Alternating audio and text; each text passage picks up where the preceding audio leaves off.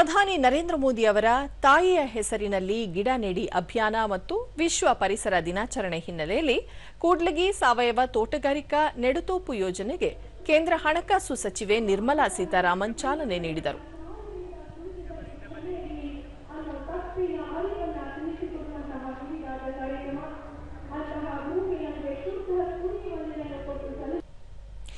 ಇದೇ ವೇಳೆ ಸಚಿವರು ಸಸಿ ನೆಡುವ ಕಾರ್ಯಕ್ರಮದಲ್ಲಿ ಪಾಲ್ಗೊಂಡಿದ್ದರು.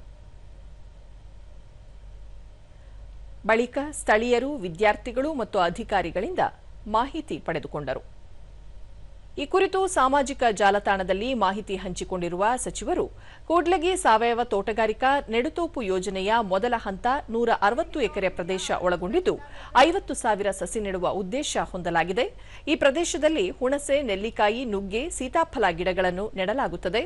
ಮುಂದಿನ ವರ್ಷ ಇನ್ನೂ 50,000 ಸಸಿ ನೆಡುವ ಉದ್ದೇಶ ಹೊಂದಲಾಗಿದೆ ಎಂದು ತಿಳಿಸಿದ್ದಾರೆ.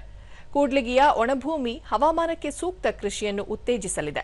ಹನಿ ನೀರಾವರಿ, ಮಣ್ಣಿನ ಸಾರವರ್ಧನೆ, ಬೇಲಿ ಅಳವಡಿಕೆ, ನಿರ್ವಹಣೆ, ನಿಯಮಿತ ಮೇಲ್ವಿಚಾರಣೆ ಜೊತೆಗೆ ನೀರನ್ನು ಸಂರಕ್ಷಿಸಲು ಮತ್ತು ಮಣ್ಣಿನ ಆರೋಗ್ಯ ಕಾಪಾಡಲು ಹಲವು ಕ್ರಮಗಳನ್ನು ಕೈಗೊಳ್ಳಲಾಗುತ್ತಿದೆ ಎಂದು ಹೇಳಿದ್ದಾರೆ.